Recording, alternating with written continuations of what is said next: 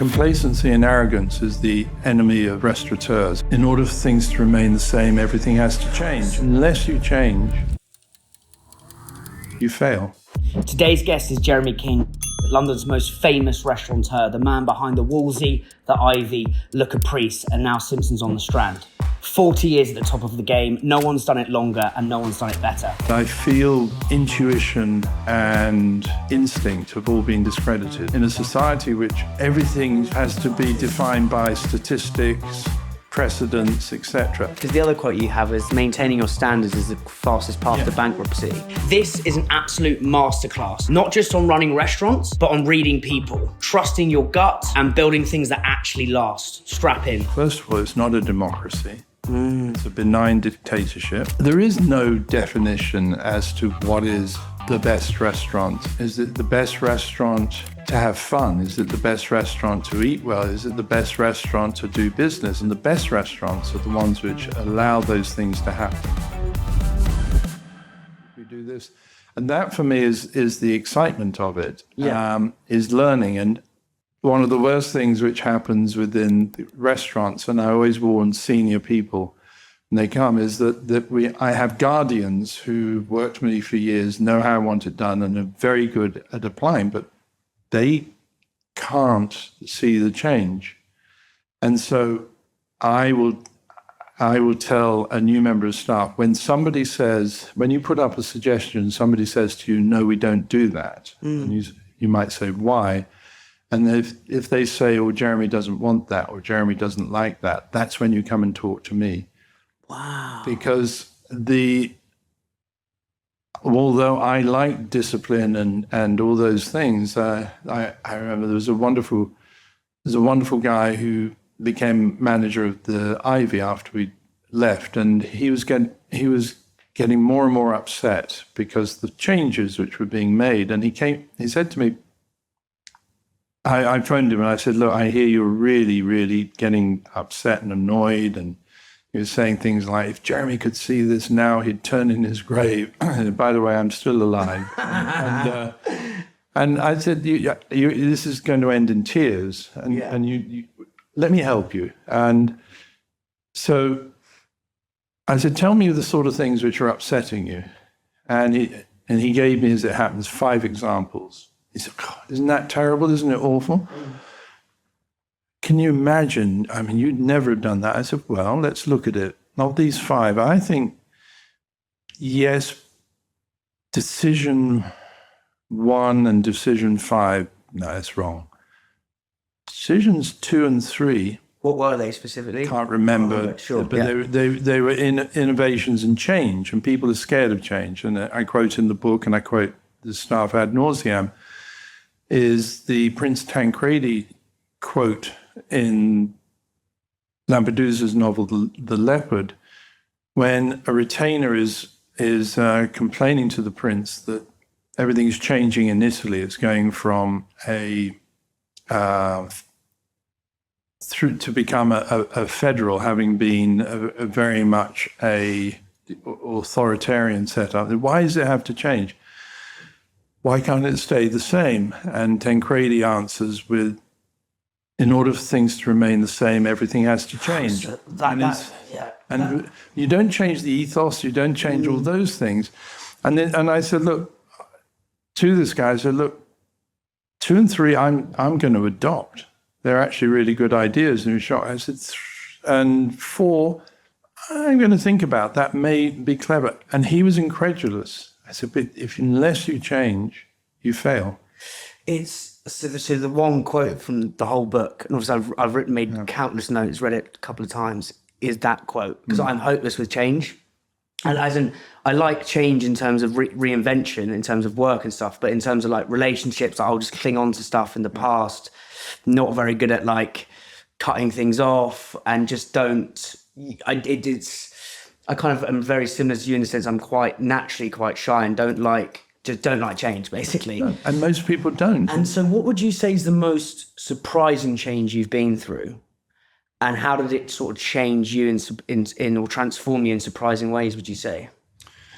There have been an awful lot of changes, and technology is the big thing. I think I quote in the book is when I had a group of 8 managers in the previous group, and I wanted to bring in a new tech innovation. And I said, I'd like to hear your thoughts. And I think there was 8 people. Anyway, everybody in the group disagreed with me and said, no, we didn't need it, or any, and all those sort of things.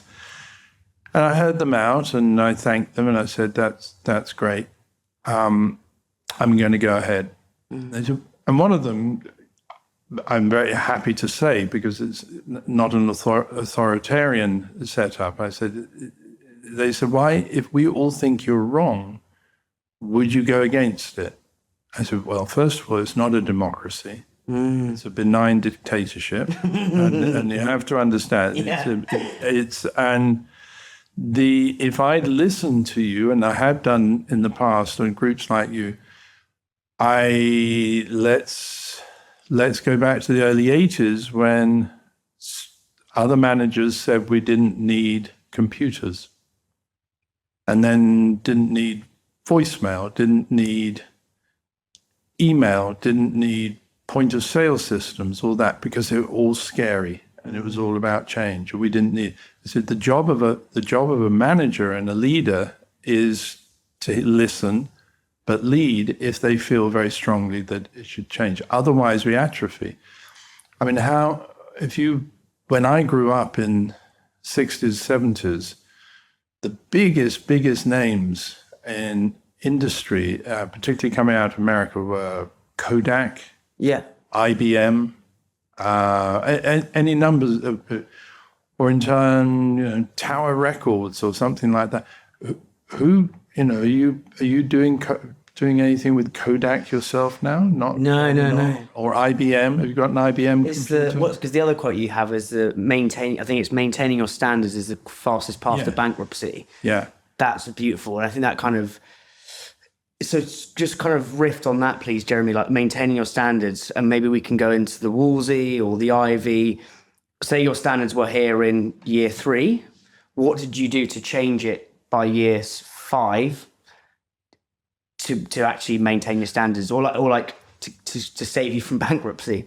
Well, in many ways, it's the difference between a restaurateur and a restaurant owner. And, I mean, there are really clever restaurant owners. If your figures are looking really good. Sorry, just to define what's the difference? The difference for me is a restaurateur does it from the floor and a restaurant owner does it from the boardroom. Beautiful. And that is the fundamental difference. And when your figures, I mean, going back to statistics, performance, etc., are looking very good, why would you want to change it?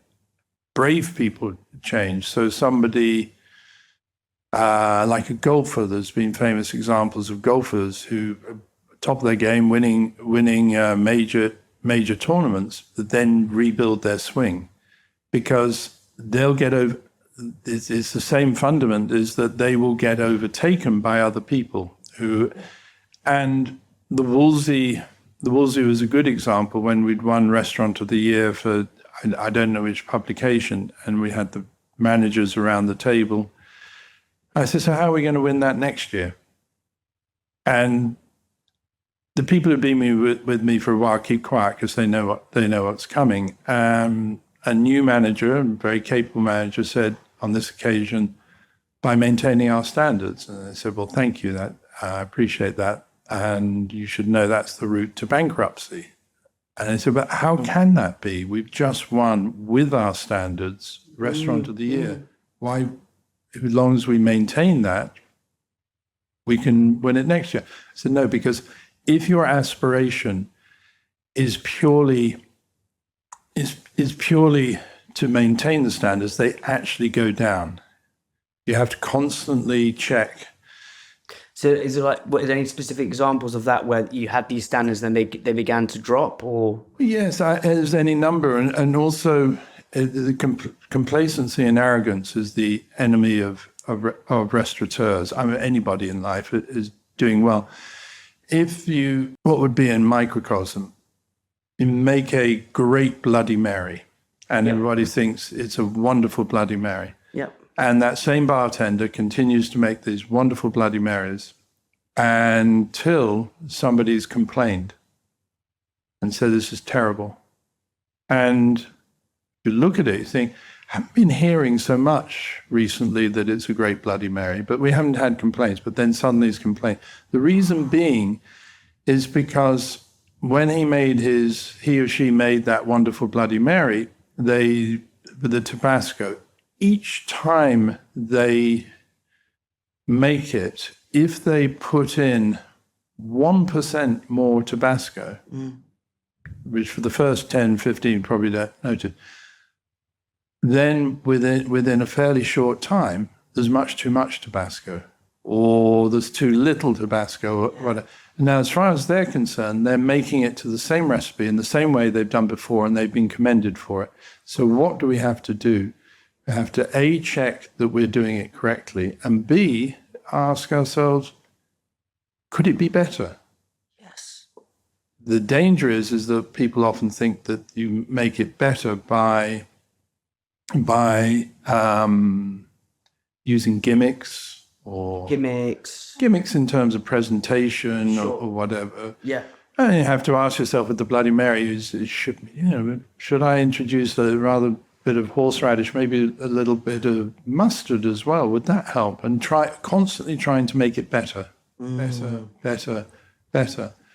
And you see it in the judgment whereby a restaurant puts on a niçoise salad and people say, I really enjoy it. And of course they use tinned tuna, and chefs say, I'm not using tinned goods, and they do it with fresh tuna, which has been grilled and so on. And people aren't enjoying that because, yes, it's a good dish, but it's not. When you say salad niçoise, the brain conjures up salad niçoise, which has always been with tuna. Yeah. However, you can also say, make your search for the best possible tuna to put in that salad niçoise, rather than just going to fresh tuna, which is not the dish you want. I love that there's a quote, I think, I can't remember who told me it, but it's like, good is the enemy of great. And as soon as you settle on good, and you're like, this is going good, like, you can get into this hubris, and before you know it, and you see this in a myriad of different industries. You know, football, like as soon as the team, Liverpool now, like they were at the top, now they're coming down, like, and it's that kind of, it's the hubris. And I talk about this a lot on the podcast, but my favourite band of all time are the Beatles, because as soon as they did one album, they ripped up the whole thing and started again, and they did that again and again and again. And it's like, if you start from their first kind of album versus, I think, the White Album, they're just completely different things. Same soul, heart and soul, but completely different, which I love. What I wanted to ask you, just going back to the kind of the divine stuff, or the divinity when you're in a restaurant setting, like there's a really good book by an FBI agent called What Everybody Is Thinking. When you go up and like walk through the hum and the restaurant, is there anything you pick up about body language to gauge the temperature of guests? Is there anything over your experience? Like, what are some of those specific things? Yeah, countless. And the fun of it is recognizing that somebody's uncomfortable. The first problem with restaurants is that if somebody is uncomfortable and unhappy, the restaurant gets defensive. And so, in the way of a review, watch restaurant staff when a review comes out, which is criticizing. We go defensive and we say, oh, look what they said about that dish with the cream, etc. Well, anybody knows that was creme fraiche. It wasn't cream, or they try and put them down. What I will say to them is that good reviews are just as inaccurate as bad reviews, but we choose not to notice. Yeah. And we accept the compliments. And we are in a country and with a national traits, it's fair to say I always feel that if we did an analysis of the lexicon of the English language, you'd find far more words of negativity than you do of positivity. So we're working with that a great deal. It's easier to be negative. And we're a country where, I think it was John Lanchester who's a really interesting writer who's written novel. Right? Like He's written books like The Debt to Pleasure. He's written about food. He's very, very observant. But he's also done novels and touched on immigration and so on and so forth.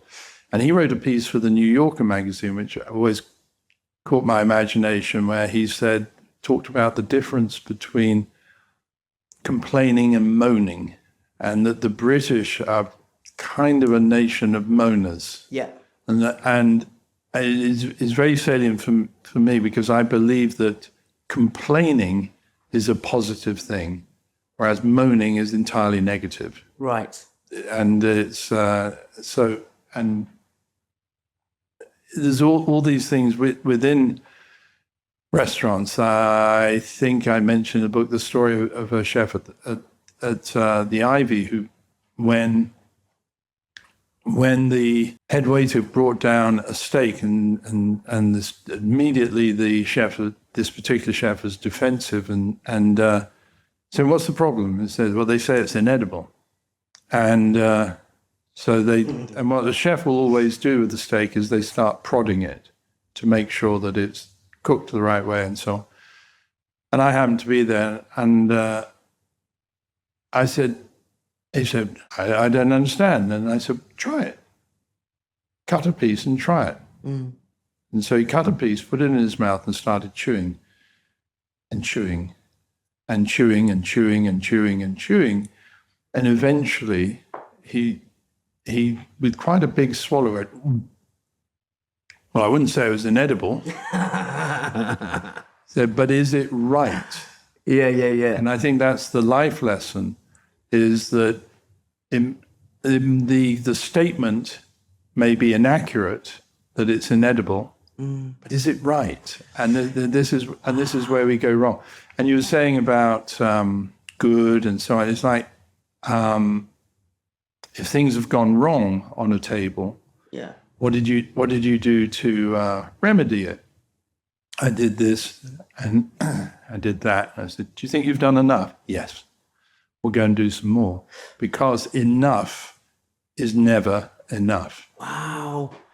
I love the chapter, and I discussed this with Ravneet Gill about the empathy. I think it's the empathy chapter, when you talk about like four people coming into the restaurant, and you almost describe the first scene as, I can't remember it to the exact word, but it's like they're having a bit of a balmy, they're angry, they come in, the kind of their temperature of them is kind of like curt and cantankerous and just ugh. And you play that scenario out, and then you reverse it. Oh, yeah. And I think it's just a wonderful way of demonstrating empathy. And you're like, well, hang on, what if one of them's having, I don't know, if one's having an There's affair. a story of people arriving Yeah. at a restaurant, one couple ahead of the others. They're always late. There's tension and so on. And they don't even want to be together. The truth of the matter is, so somebody takes it out on the person on the desk because the table's not ready. So if they stop for a moment and say, and thought about it, and is where I step in to be the objective person, and is that they want to go to a buzzy, prestigious restaurant on a Saturday night. The restaurant can't guarantee to have their table ready the moment they come through the door. What makes the place busy and fun is that there is a bit of time changing. In fact, we can have a really busy night. And if we're anticipating everybody's going to be in and out in 2.25 hours, if everybody's out in an hour and 55, you've got a dull restaurant, strangely enough. Sure, yeah. And there's no, and it doesn't work. And I say to people that this is part of what the restaurant is, but we are a little bit selfish as a society, is that we might understand why we have to wait for a table or why something happened, but why me? Why me? I mean, and we don't mind. I mean, there's the age. It's in microcosm. Part of that age-old dilemma question is that if you were put in a position where you could push a button and kill somebody on the other side of the world and receive £1 million for doing it, would you do it? And because and a lot of selfish people would, and certainly in prevailing attitudes in America at the moment, it's and that too many people only too readily. The lack of empathy for people, the word which I miss and try and use and try and teach is altruism, the notion of doing something for somebody else without any expectation or anticipation of reward for doing it, so an act of generosity. That, in fact, altruism doesn't truly exist because there's so much pleasure to be derived from generosity. And we're not, and I don't just mean generosity of things, I mean generosity of spirit, generosity of attitude, and so on. Yeah, 100%. So when it specifically, when a table does come in who is curt, how do you transform them from that state of almost like fight or flight to kind of a peaceful relaxation state? Like maybe like specific examples of what you would personally do? Well, I've spoken to people over the years. I'm very lucky. Again, if you're a restaurateur and the way the staff behave, etc., my staff know that they'll have my support. Sure. Unless they've transgressed, but it's very rare. That I call it. There's no. And I will say to people, somebody like the person who's shouting at the maitre d'hotel because the table's not ready, I will step in and say, we're not going to do this. And they said, what do you mean? I said, I'm denying the booking. No, you can't. You're under contract. I said, no, I have no obligation. I haven't taken money off you or anything like that. I can't give you a good time. Is the point. You need to want to have a good time, and then we can work together. And too often people are taking out on restaurant staff their own problems. And the quote I often use I love this quote. Yeah, is, are you making your issues my problem? Yeah. Or I make it even more emphatic and say, you are making your issues my problem. And I'm not going to allow you to do that to staff. And I won't, because I have a pathological dislike, almost hatred of bullies, that I will always confront it. And the great thing is that sometimes when I do call it with a guest and say, no, I won't have this. Unless you change your attitude, we're not going to do it. And sometimes somebody will storm out.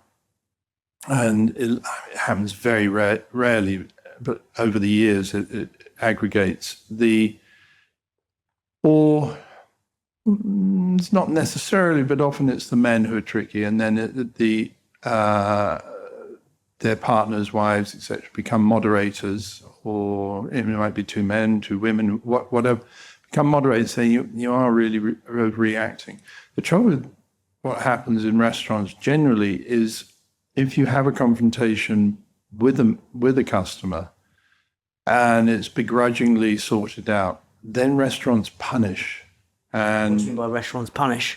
It used to happen so much more with some of the grizzled old waiters of the 50s, 60s, 70s, is that they will punish. So if somebody complains that their dish was cold or the plates were cold or something, they'll go and grill that plate so it's red hot and then put it down on the table with the edge of the plate too far over the edge of the table, so automatically the person will push it away and then burn their fingers. The number of people in the 70s and 80s who used to go home from a restaurant where they'd been a bit difficult with gravy down the back of their their jackets or whatever. It's a terrible. You can't have that situation because it's a miserable existence to live like that. So making the best of a situation is so much more gratifying. What if someone comes in like who is not like egregious and aggressive, but is more, I don't know, like looks a bit sad, or they're not coming in with they're not bringing their issues, making their issues your problem. Like, how would you transform that experience? So when they walk in, you sit them down. Like, is anything you've learned about that? Well, I think going back to our instinct and intuition, if I'm working the room, I'd like to think that I can pick up on the problem. It's amazing how many people go to restaurants either to fight or to avoid life. I so remember going to the Mirabelle in Marco Pierre White's time, and I went by myself because my wife and kids had got snowed in, and I was due to go to the airport, so I diverted, went to Mirabelle and sat down.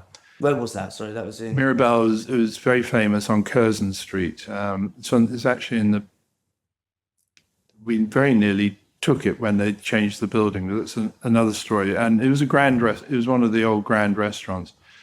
And I was sitting there in my least favorite table configuration, which is a row of twos of people sitting opposite. So and sometimes you're close to the person to your right and left than you are to the person. So two, like me and you, and then another one. And very close to each other, which works funnily enough in Paris, but doesn't really work. Why would you say it works in Paris and not here? I think the people are more animated and in restaurants often, and it's weird that those Parisian brasseries and places like De Mago or Café Flore, so on. And a lot of the big brasseries, the tables are really close to each other, and somehow it doesn't. People are used to it. I mean, culturally, we get used to all sorts of different things. And I was sitting at a table, and I had an American couple to my left, who wanted to talk to everybody but each other, and it was just fine. And they took up with two guys on the other side of them, and I was trying not to listen because they started talking about restaurants, and I heard them talking about mine, and I'm trying to read, and I'm perfectly happy, and there's an empty table next to me, and filled by a couple, and I'm steeling myself to ignore to not listen to their conversation so that I can just carry on reading. But what was much more unsettling is that they weren't saying anything, and the silence from the table next to me. It was a very, very good life lesson. They just said nothing, and it went on for quite a while. And I'm thinking, and it was more distracting than them talking. And then the woman said, middle-aged couple, and the woman said, "Why won't you talk to me?" And the husband said, "Because I've got nothing to say to you." And I'm sitting there, God's sake. I mean, and it was continued silence. Then they took the order was taken, which was a diversion, so they could talk to the waiter taking the order. And they went back to silence. And it was unbearable. Why are they staying together? Why in this relationship? And then suddenly the man said, "God, what does she look like?" And there's a woman who, coming by, the old-fashioned saying was that one could say that she was, and he used it a little bit later, which was mutton dressed as lamb. And it was a woman who was inappropriate. And then the wife looked, and then they had common purpose together, slagging off this other customer and being negative about people. And people take solace and refuge in negativity, and it's such a shame. And it's at that point I felt like getting involved and challenging them, and that's the risk taking. What overwhelming to decide what why are you treating each other like this? What's the point of going to a restaurant if you're just going to be silent and stare at each or slag off the other guy? I mean, the temptation for me is because that... As a restaurateur, when you sort of see that from not like kind of being an observer on the table next door, is there anything you can do to... Would you try and get them to be more convivial and generous, or is it sometimes it's too far? Like, how would you do that? Was it bring them more drink? Like, I don't know. Is there stuff specific tactics you can do? Well, I appreciate a lot of this is ethereal, but yeah, I like the staff to give as much love as possible. And the biggest, if somebody, there's no question, as far as I'm concerned, that we all need more love, recognition, we need to be heard, all these different things which humans depend on. So if we can offer that, so much the better. And in fact, not long ago, I was talking to a group of managers and about looking after people. And I said, if we had a coat of arms, and you always have a Latin inscription on the coat of arms, I said, I think I would want it to be amor e generositas, which is you can work it out is based in Latin is love and generosity, and I think we all. I thought more was more generosity. Yeah. Interesting. Yeah, amor as in the French amore. Right. In the Italian amore, l'amour is the French. But I think we all need love and generosity. So if the restaurant goes some of the way to provide it, and I think with those unhappy couple, sometimes it's not our business. We just have to stay away. It depends slightly. I will say if it's somebody I know, you're very quiet tonight. Is there anything I can do? Annoy you? Make you laugh? It depends on, and sometimes that goes down like a lead sort of thing can go down like a lead balloon, or can be very effective. I wanted to ask you about like Arlington, and so you almost got like, the black and chrome and white, almost like the sort of the poetry across like throughout the whole restaurant, and the David Bailey pictures, which are like arresting and kind of just enchanting. But then you have the those, is it like the almost like it looks like a globe of sort of red and pink, you know, is it like a candle thing on the table? Oh, with the flower in it. Yeah. What's the why behind that in terms of creating the hum? Because it's, again, it made me really notice, and I haven't really... I think it gives definition, and in fact in the book it was quite useful because the photograph which had been taken for the book cover, and we looked at various options. It was good, and it's when I said if we coloured the flower, it would just lift it, it would give it another dimension. I happen to like monochrome. I like black and white, and I particularly like that photograph because above my shoulder in the photograph is two men, and that's Mario and Franco, who were the revolutionary restaurateurs of the 60s, late 50s through the 60s. What do they do?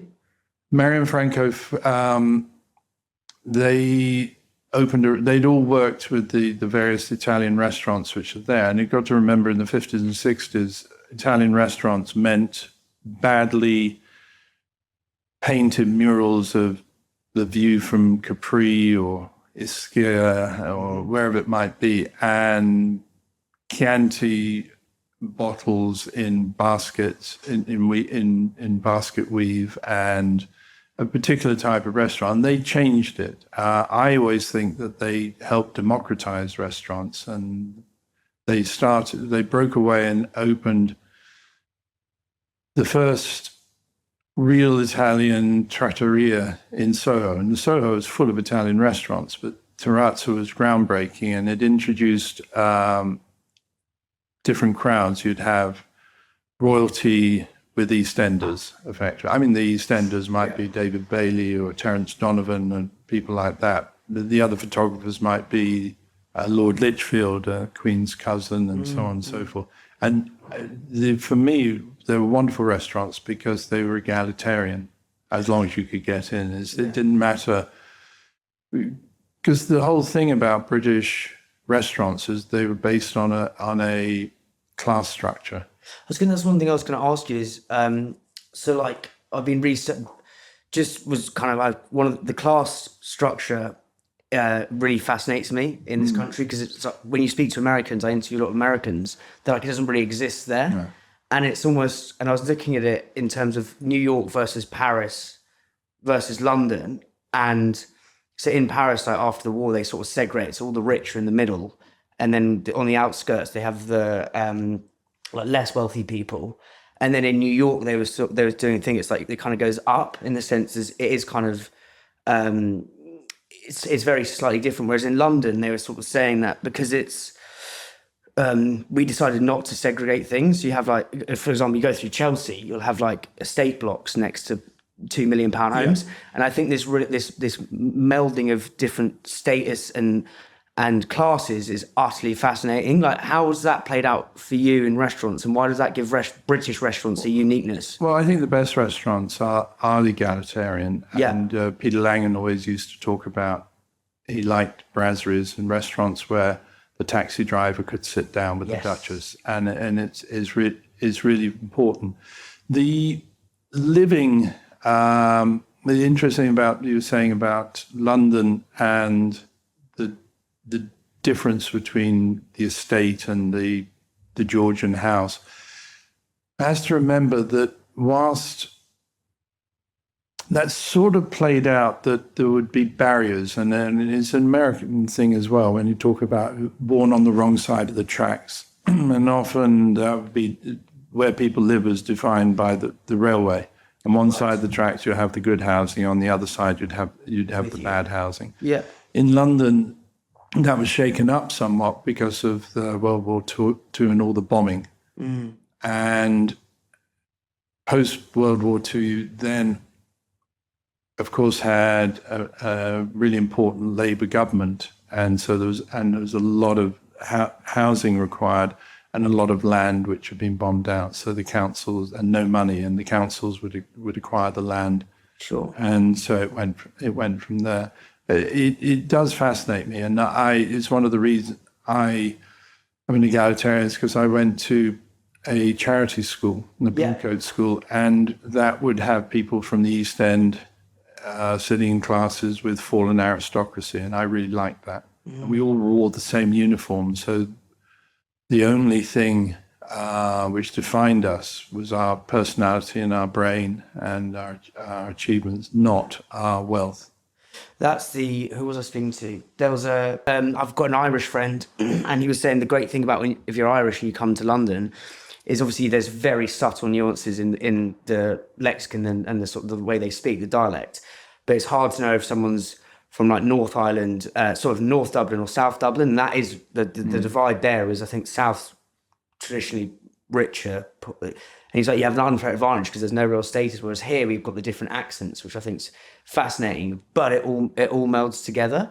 In terms of like restaurants in New York versus restaurants in London, how would you say the class, because I'm obsessed with this idea of restaurants as microcosm of humanity, how would that play out, say, in like a New York brasserie versus, say, a London brasserie? What's the similarities and differences? I don't think the class structure is so defined. And of course, for a lot of people, New York was important because the class was a different sort of class, which is the class of somebody behaving well, somebody whose aspirations were to be more articulate, more literary, dress better, all those different things. And there wasn't privilege before. Unfortunately, there has to be that element that it becomes about money. My sadness about New York in one way, and I celebrate in other ways, is that there was a halcyon period in New York where all the money was on the Upper East Side and all the creativity was downtown. And although that's wrong in some ways, it actually rather worked, and it became a cauldron for downtown for great creativity. And uptown people were becoming more snobbish and in class structure. And then the Upper East Side, I always loved the Upper West Side because that was a much more egalitarian society and creative society. And you get restaurants like the Café des Artistes and places like that, which had a different nature to them. And then the Upper East Side started to move downtown because it was cool, and they saw all those lofts being developed and so on, and they thought, quite rightly, it's a bit boring here on the Upper East Side. They went downtown. And none of that's wrong. The only thing I didn't like was that once the artists mixed with the money, that it was felt that unless you sold paintings for a lot of money, for instance, you couldn't be really very good. And I always bemoan that, is that, yes, it inevitably is an indicator of somebody's talent, potentially, if they're selling for lots of money. Or Van Gogh might disagree because he hardly sold a painting when his life, and it was a really posthumous. Yeah. My lament is always when things are quantified by money. I remember being told by somebody in the Ivy when, I think it was James Cameron, the director, and this was, I think, pre-Titanic, but he'd done some big films. He said he's the best film director in the world. I said, really? I mean, clearly very, very capable. What makes him the best? And this was fairly early in his career. Well, what other criteria are there? He's got the biggest box office. I said, oh, that's where we're different, because I wouldn't judge that to be the best. And there's been this interesting thing about what makes the best, and This links to the score stuff we were saying earlier. About like measuring it. Yeah, how do you measure it? And I remember the early days of Giles Corran, when as a critic, he was really, really mean about the Wolseley, and his review. It had a very good review from Adrian Gill, and who said one of the best things ever about critics. He said, before I commence this review, some of you would be right to point out that I've written books for Chris and Jeremy, and I'm a friend. So you might ask, can I truly write an objective review of the Wolseley? He said, well, I'll answer that by saying, they know me well enough that should they not do their job properly, it doesn't mean to say I shouldn't do my job properly, which there was a very emphasized. Giles came in and slagged off the place terribly, and although we did laugh out loud at one turn of phrase, because Giles, of course, is brilliant too, and he said it was the worst cassoulet I've ever eaten. And I've eaten cassoulet in Miami. And I thought that was actually very, very clever and funny. And then, but the point of the story is that he then slagged us off because it was the first year of the San Pellegrino best restaurants in the world. Yeah. Which, of course, has now got a lot of credence. But at the time, the Wolseley went into the top 50, and it hadn't been open that long. And Giles said, what on earth are you talking about? Best restaurants in the world. But what is the best? Is it the best restaurant to have fun? Is it the best restaurant to eat well? Is it the best restaurant to do business? Is it the best restaurant to date night? Or is it, define it? And they hadn't defined it. Eventually they defined their criteria, and everybody's entitled. I happen to, for me, the best restaurants are there's the famous quote, is your best restaurant is the restaurant you're known best. And then is the restaurants which are catalysts for what any of us want. And I always talk about the fact, if I walked into a full restaurant and was able to clap my hands and say, right, we're going to come around and do a survey and ask why you here this evening. Oh, I'm here with my wife, or husband. I'm here with my family. I'm here to celebrate. I'm here to seduce. I'm here to divorce. I'm here to all the different reasons we use restaurants. And the best restaurants are the ones which allow those things to happen because the elements are not too strong. If it's a really expensive restaurant, those things aren't all going to happen. You're not going to have an interview. You're not going to have an office reunion or whatever it might be. If the music's too loud, that won't work. If the service is too fussy and intrusive, that won't work. If I always think that some of the most boring restaurants I've ever been to are restaurants with a great view, because that's okay. So, well, if you've got a fantastic view, first of all, everybody wants a table with a view. Yeah. So you've got 2/3 of the room pissed off anyway because they didn't get the view, and they're sort of rather begrudging. The people who got the view hardly say anything to each other. They're boring. Nothing happened. So this is the alchemy. So what was the best? So Giles was right to say Wolseley shouldn't be in the best restaurant unless the criteria had been stipulated, and that is always the big argument, because it is fair to say a lot of the best restaurant lists are full of these restaurants around the world, which I've never been to, and probably I'll never go to. I just that, and I have that with this podcast, because there's the score, again, this book that's just come out recently, but the philosopher is like, it's all about playing your own game. And so there's ways to cut this up and make sure it like goes for the algorithm, but I'm like, I just want to have a real conversation, and it may not do as well as other things, but it's about what's right for you. And I love that.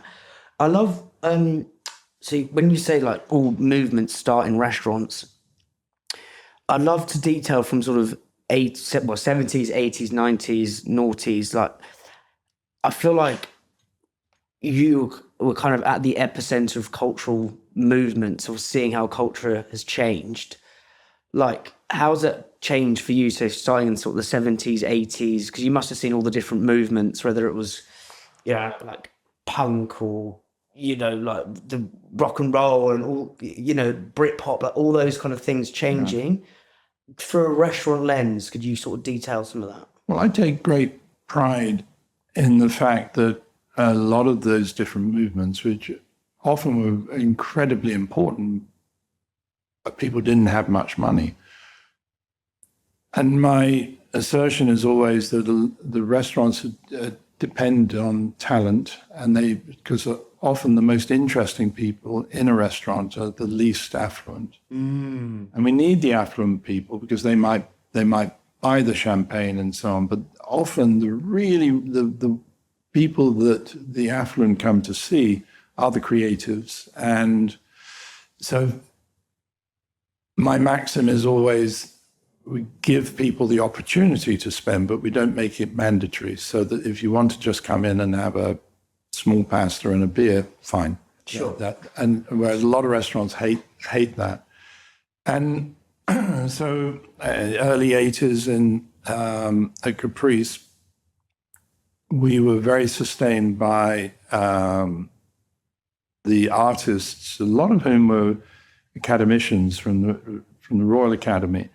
And they would come a lot. And what was interesting is because they'd seen shortly before the emergence of restaurants like Odeon in New York and so on, which was for them as a new star. And then Odeon, suddenly you've got Andy Warhol and Philip Glass and Laurie Anderson and people like that all going to a diner-type restaurant. And that was fascinating because, and they were breaking down the notion of what's a good restaurant. For them, it was what's a fun restaurant.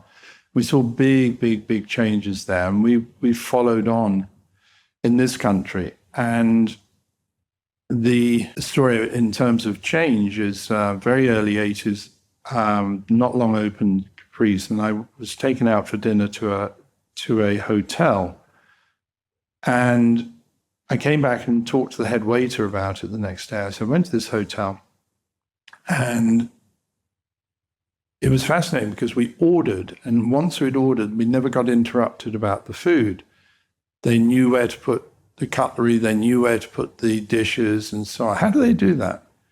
And he said, oh, that's straightforward. You number the seats, and you always basically start the numbering, and it's like the 10 o'clock effectively on a clock dial, and you number from there, and then you also put I forget what they were using those days, a square around the number of the host, and then you put a circle around the female guest, because the kitchen's meant to send in those days female dishes before the male. And that's how it worked. I said, oh, yeah, that makes so much sense. That's great. Right, we'll do that. And he said, oh, no. I said, what do you mean? Oh, no. You wouldn't do that in a restaurant like this, because we were a middle-class restaurant. That was an upper-class restaurant. I said, that's the whole point. We learn from those people. I'm never, ever going to know my place. We have to innovate and change. They said, it was impossible anyway. You need twice the number of staff. I said, no, it's not. Come on. You just have to get used to it. And one of the things people hate about change is that it's often a retrograde step in terms of quality of service, or whatever it is. The golfer who is changing their golf swing will probably go backwards for a bit before they get really good. And it's when you open a restaurant, the analogy I often use is it's like learning to drive a car, because there's so much to remember and so many things, and whether you're in the waiter's station looking for cutlery, where is it, or all these different things. And when you're driving a car, okay, I've got to have the handbrake, I've got to look in the mirror, I've got to check my side mirror, and so it goes on. All things which are really easy to mess up and take a long time initially, and yet very quickly we do it without even thinking. And that's what happens around. And so if you're very comfortable going and to take the analogy further, you're in a car which is an automatic car, and you're automatic, and that's fine. So you then put somebody into a manual car, which is, and it's much better. Let's say it takes a while, and it's all the myriad of reasons we don't like change. And I've talked before is when we went for the new EPOS systems. Romanco was the one at the time where you could order a dish on a keypad, but there was no screen. And the keypad, if you wanted a espresso, you typed in 101, and if you wanted and there would, a lot of the dishes would be 4-figure. And people were brilliant, and they would know hundreds of dishes off by heart. And when I saw on the BBC on time, that on the news, that there was this amazing innovation that soon people would have screens which you could touch. And of course, nowadays, most people don't even remember what it was like not to have a screen. Yeah. You could hit the screen and it would respond. And so I went to Romanco and said, right, I'll help you develop it. Let's do that for the restaurant. The reason we'd gone to the other is that it was efficient, and also you could print, originally on the keypads, you could print the bill very quickly, as opposed to manually adding up and all the mistakes that would be entailed in that. But the staff didn't want it. They didn't want it because they were used to the keypad, even though it was going to make their lives so much easier.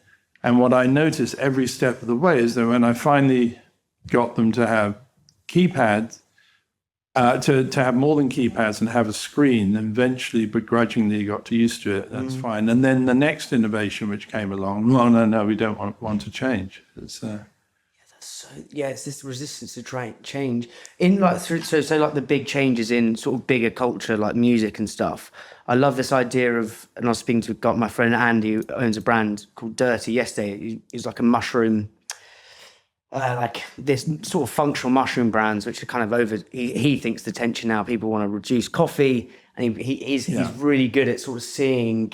Worked with John Haggerty actually, where the cultural tension is, and when that tension happens, he believes the change happens. Yeah. Again, through with everything today, the lens of restaurants. What have been those big sort of cultural, other than technology, changes in maybe that you've seen in restaurants that has then spawned into arts or? I mean, in the arts, it's one of the great sad things is it's safer nowadays to pigeonhole. And whether you're making a film, and you'll hear film pictures on the basis that they will say, well, it's like a combination, and they'll name 3 different films because there's proof of concept. Also, like, so instead of doing Pulp Fiction, they'll do Avengers 4. Yeah, exactly. And then this is what we're seeing more and more. Yeah. And that's the way it works. With the fine arts, if an artist has achieved success with a particular style, if they try and change that style, it really unsettles people. They don't know how it works. And you'll find people standing in the gallery and they wondering whether they should, which is a terrible word, whether they should like this or not. Is it good? And what that opens up, and it's very prevalent in the art world, is that a lot of people in the art world are scared of change. And if they get scared, they then pronounce. So they will look at let's say, photograph over there. They won't say, gosh, when, Horse P. Horse changed his style with that photograph, and it's really interesting. Horse P. Horse, who's this? Who did it? And it's really interesting in that this sort of slightly surrealistic, etc. It's a move away from what he was doing before. I have to think about it. They don't do that. The society more will say, that is a great photograph. And somebody else might be thinking, really? I don't think so. But you can't be wrong if you pronounce. And this is why when you say pronounce, as in? Pronouncing, that is a great photograph. And that's a danger for art now. That's a danger, because you either say that's a great photograph or it's a shit photograph. Right. And you can't be wrong. It's it's the scoring again. Well, yeah, and you can't be wrong, because if you do that and somebody says, actually, what's a more nuanced way to approach stuff like that, would you say? Well, because and you touch it in the book, is about authority to be able to do that. So the person has authority, that's great or shit. And if anybody argues against them and says, no, everybody thinks that's terrible photograph, he's gone in the wrong direction. Yeah. Then instead, just wait. That's maybe what you feel now. Wait for 10 years and you'll see the truth. Or if you say it's a shit photograph. Oh God, there's so then the person will say, no, we all think it's good. And so let's see what it looks like in 10 years' time. There's a thing called I don't know if you heard of the Lindy effect, which is by Nassim Taleb. And Lindy was a cafeteria, a cafe in New York where a lot of script writers, comedians would go. And there's the whole thing of basically where if a writer had been around for 2 weeks, the chance of them doing well would be, this is what Nassim Taleb's called it, the Lindy effect.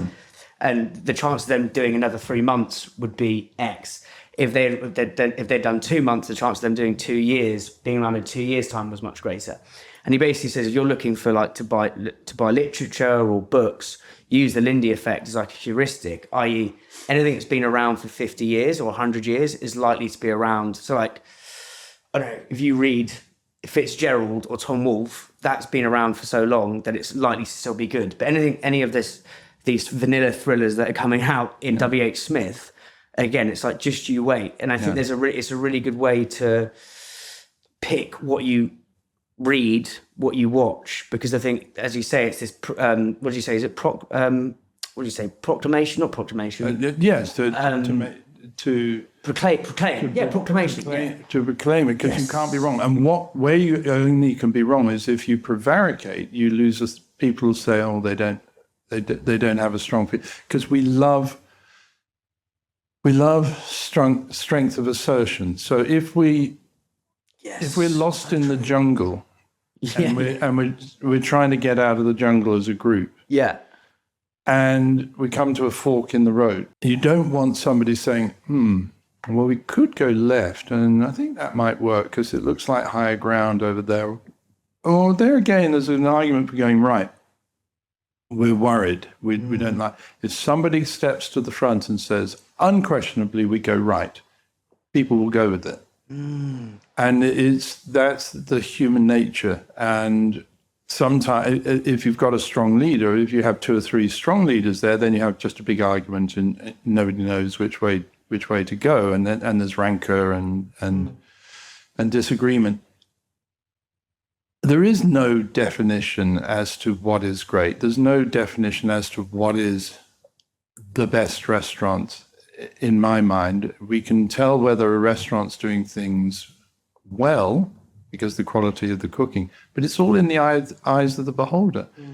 And in the book, I tell a story of one of my best meals ever was in a closed restaurant where I joined the family on a Monday, and just to, I had a wonderful time. Now, by the same token, I think it was amazing. I have been in the 80s to Joel Robuchon's restaurant in Paris where we had an all-white truffle menu, which is amazing. I can't tell you what we ate. I can tell you exactly what I ate on the forecourt of that restaurant on a... What did you have? Mistral. Started off with, they brought out terrines, then they brought out saucisson, then they brought stuffed mussels, and then we had lamb, and fresh goats, milk cheese, and everything about it was wonderful. Yeah. I can't remember what I had at Robuchon, even though it would have been impeccable quality. However, there are people who that Robuchon meal might be the best meal they ever had in their life, and would be miserable as hell sitting where I was in the south of France on a deserted terrace. That's what I love about it. There's no right. There's no definable. But we try as society to moneyball the whole thing. This is the right decision. This is the right verdict. Yeah, I think it just all boils down to like an evolutionary fear of if you boil it. I love like sort of evolutionary psychology. Is like our whole innate fear is essentially death. If you really go quite deep on this, so we always want some sort of authority to basically in anything to make sure we're doing the right thing. We're not going back to that innate fear. But having said that, in the mind of a good intellect, that death actually is not the great fear.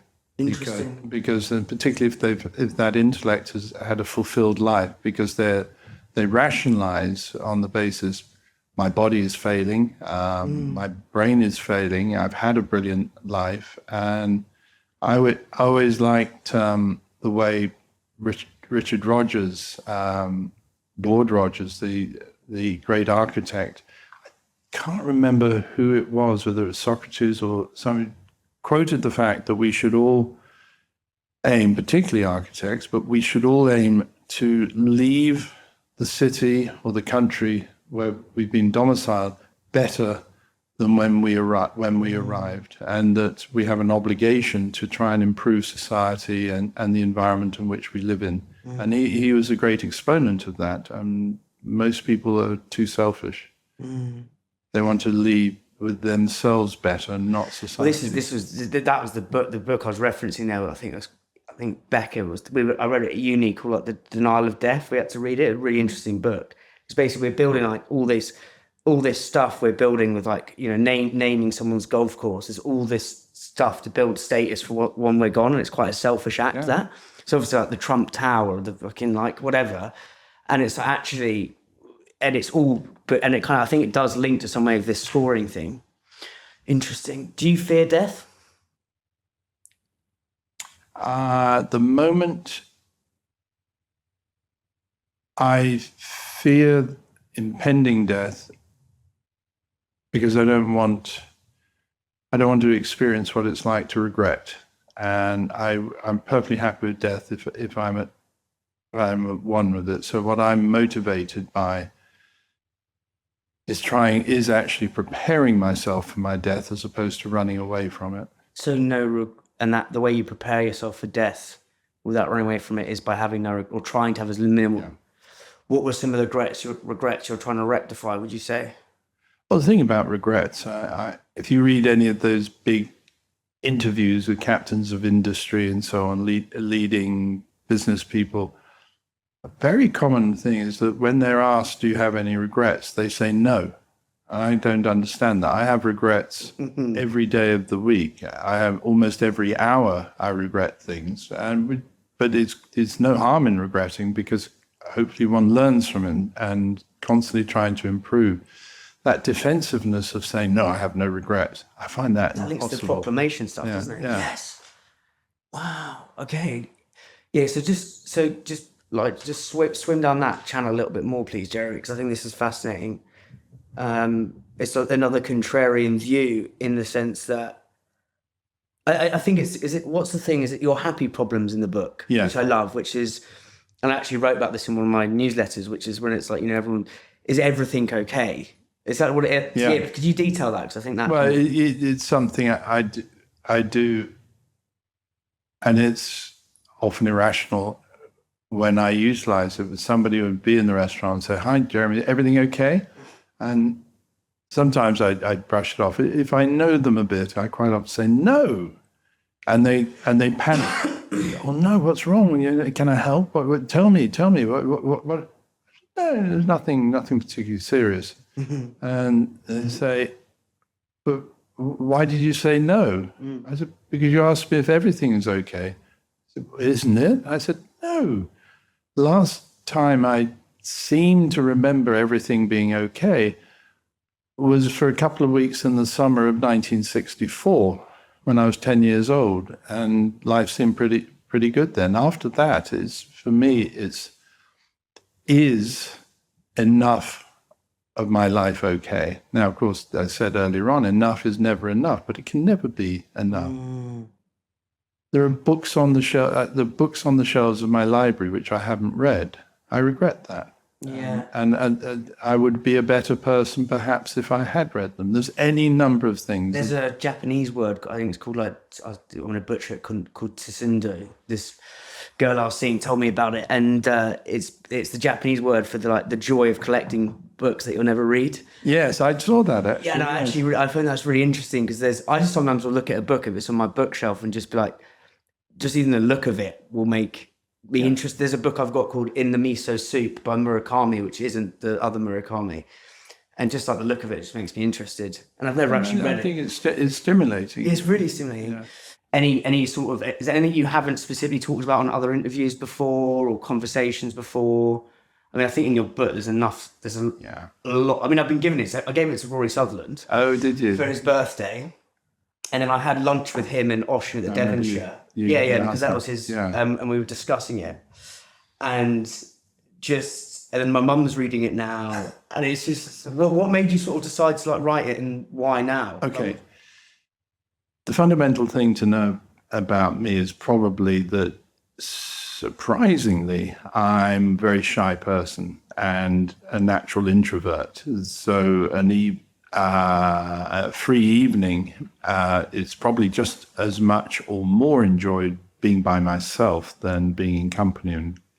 So it might seem an unlikely career to be in restaurateuring, and I did kind of fall into it. Although it has to be said that walking into a full room in a restaurant is for me exciting and challenging. Walking into a full room at a cocktail party is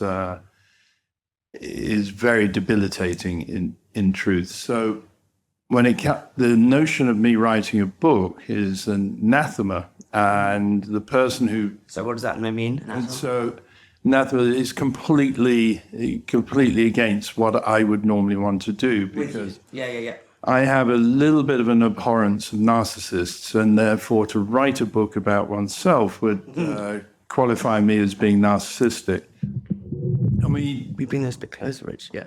we did books previously. The first book Chris and I did was The Ivy, and that's because we were fortunate enough to have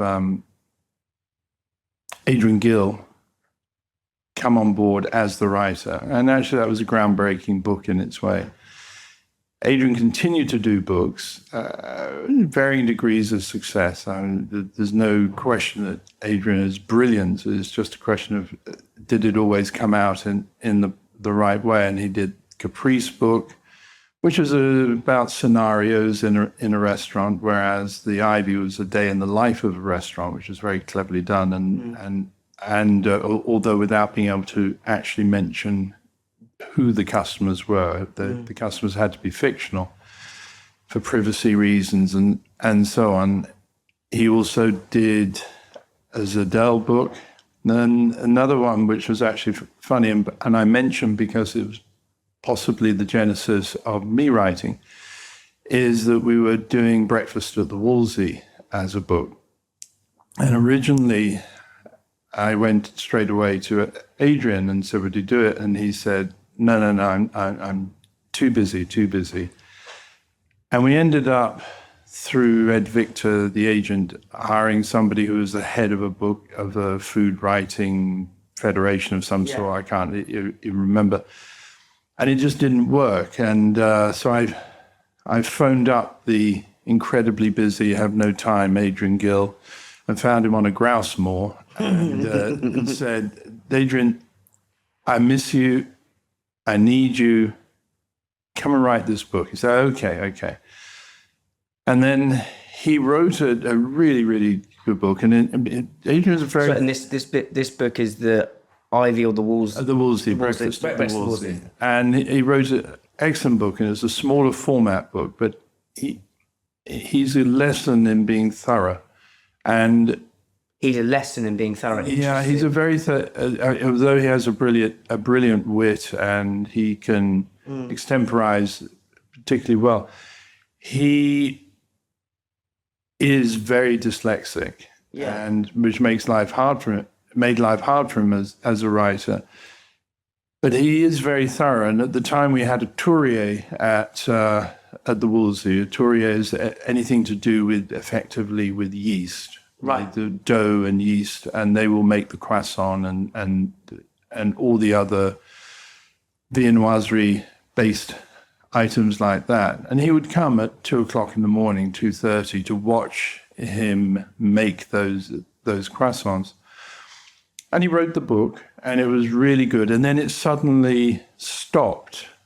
It was an abrupt ending. I said, and Adrian, it's really, it's wonderful, but it's too abrupt, this ending. Why is that? Yeah. He said, sorry, darling, meter ran out. And I said, well, maybe I can put a few more shillings into the meter. But you haven't done an introduction when it was meant to be an introduction. He said, oh, yes, darling, I can't be bothered to do that. You do that. Yeah. So I wrote the introduction to Breakfast at the Wolseley, which in a way was an interesting exercise because it had to be in keeping with the writing of Adrian, but of course not mimic, even if I could. And from there on, Ed Victor, the agent, the Uber agent, sadly not with us anymore, he kept on saying, when are you going to write a book, your memoirs or whatever it might be? And I declined. And the baton was passed to Caroline Michelle after Ed died, and who's a wonderful agent and a wonderful friend. And eventually that shy boy, because inherently we are often in our boyhood or as men, and you can often recognize that, she gave me the confidence. And Fourth Estate, part of HarperCollins, is Louise Haynes is a very good editorial director, and she's produced books for Nigel Slater and many others. They showed confidence in it. And I thought, how do I write this book? And the catalyst was the Graham Norton story, which is in the book, of him saying, the youth of today does not need the proposed national reinstating of national service. What it needs to do is spend 6 months front of house in a restaurant. And you learn so much about teamwork, communication, dispute reconciliation, or any number of things you learn during that period. And it's absolutely true, because having watched a lot of the children of my friends, or in not so much my own children who are very, very applied, but so many kids grow up either looking at a screen or their feet. And to be in a restaurant, that completely changes it. And my own children talk about the fact that on when the proudest thing on the CV in their early years was the fact they'd worked in the Wolseley or Fisher's or whichever restaurant. And they said the most interest in them was engendered by the work in the restaurants, because the interviewer would say, "Oh, tell me about." And so many people, of course, either eat in restaurants or even worked in restaurants at some point in their life. And interestingly, Ruthie Rogers told me that at Apple, where you can imagine the number of applicants they get for each job, if somebody shows, I don't know if it's still extant, but if somebody shows that they worked in a restaurant, that enhances their chances because of what you learn. So against the background of that, and a very long answer to your question, why did I decide to write the book? I started writing and it was difficult, and particularly when Fourth Estate said, "Should we give you a ghostwriter?" And I said, no, the whole point is I have to write it for myself. It's cathartic. It's a challenge. And in life, I like challenge. I like risk. I've done various things. I was actually talking this morning to a very, very dear friend of mine, Amanda Levitt, who worked, who's an architect, a brilliant architect, has built for me and has a really successful practice. I was her best man at her wedding, and decided pretty much last minute that the basis of my speech, which was a Stephen Sondheim song called Sorry, and it starts off of a younger man asking an older married man, "Do you ever regret you married?" And sorry, it's not sorry, it's grateful, I think the song's called. He says, "You're always sorry, you're always grateful, you always wonder what might have been." So I sang that at the reception, which surprised people. How it was an insight into my nature is that if it's scary, it doesn't debilitate me, it challenges me. I was going to say, so how important is shyness? How is shyness an unfair advantage when it comes to risk taking, would you say? It's an interesting question. I'm not sure it does have the unfair advantage, because in many people, it would send them back into the shell. For my nature, is to try and do things really well. Being shy makes me a big observer, and so I observe and observe and observe, and why in some ways that is the underlying fundament of the book, is that it's my observations, and so that I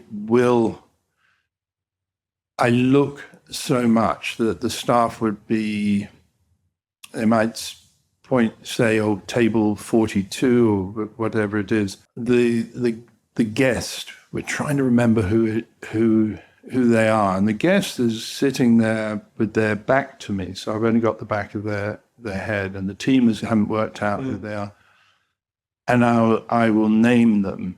They say, well, how do you do that? And I said, well, it's partly I know the host, So that narrows it down to a certain set of people who might more likely to be having lunch with them.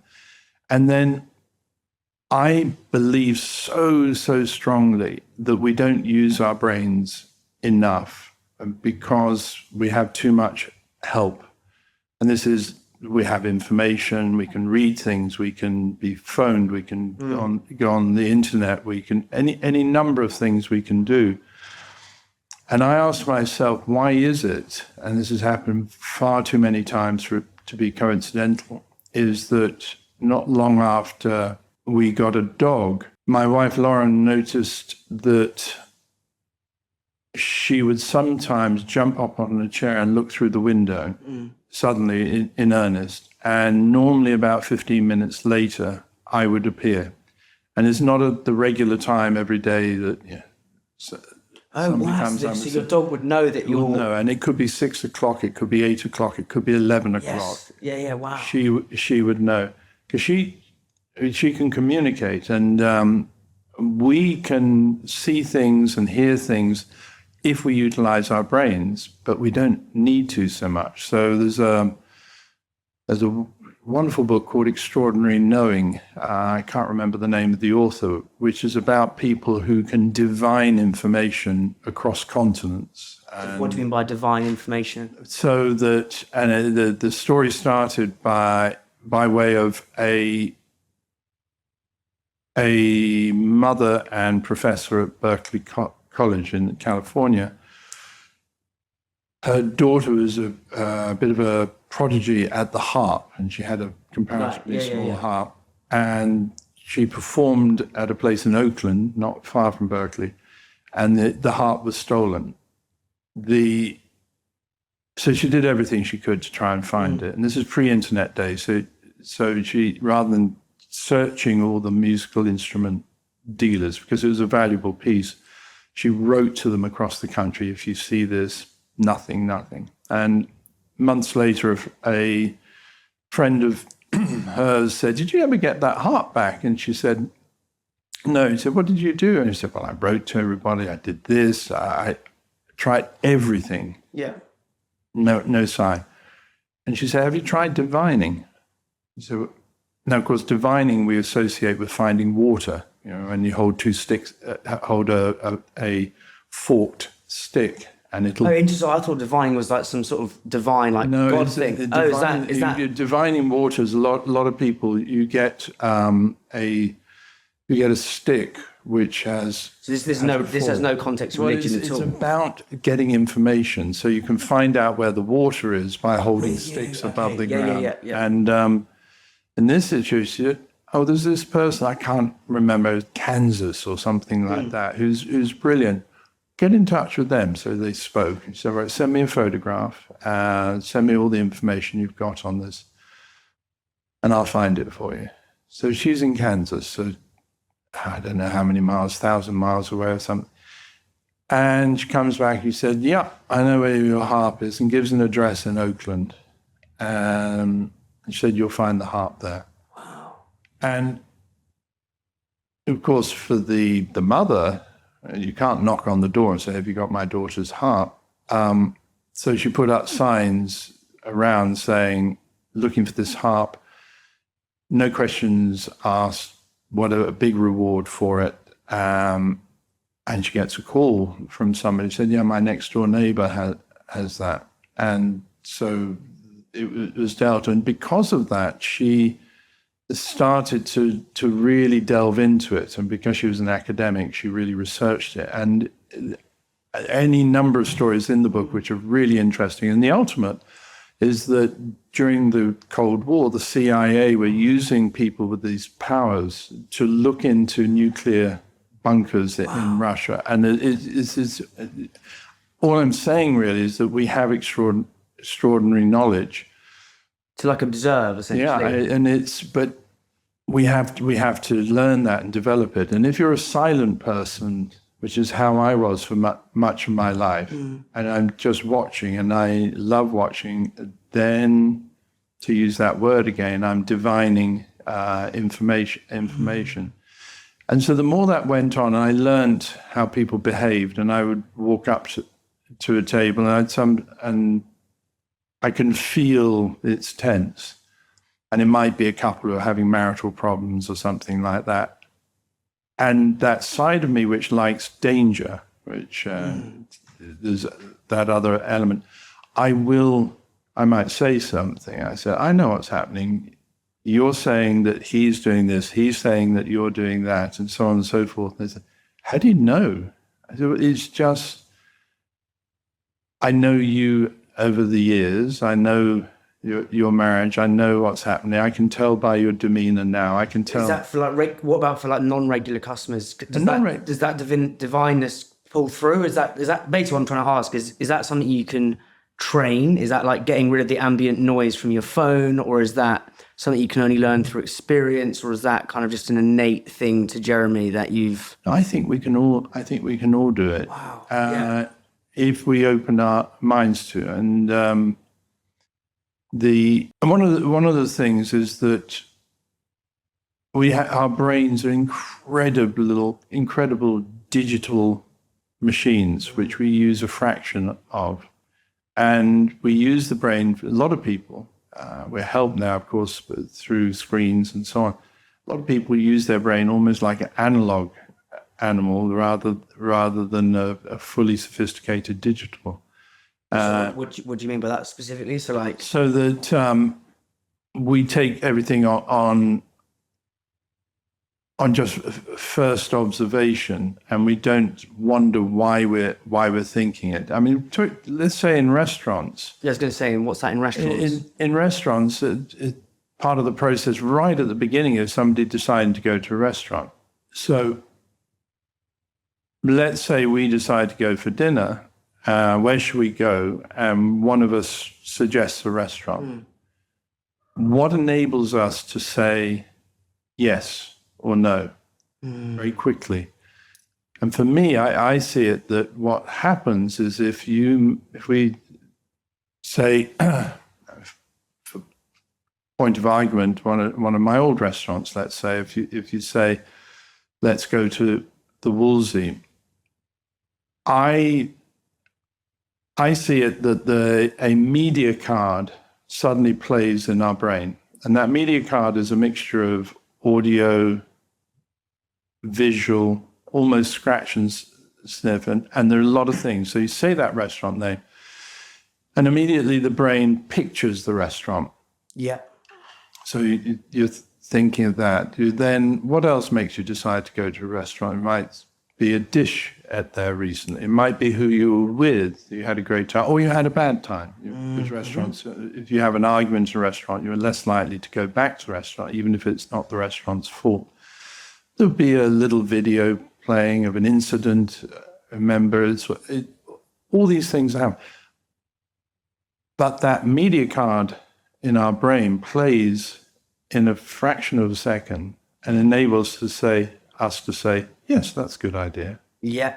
And we're incredibly fast. I mean, and if we analyze it, it almost defies analysis. In the same way as that, there's another book. So sorry, just quickly, Jeremy, on the analog things. So you're basically saying that we're analog.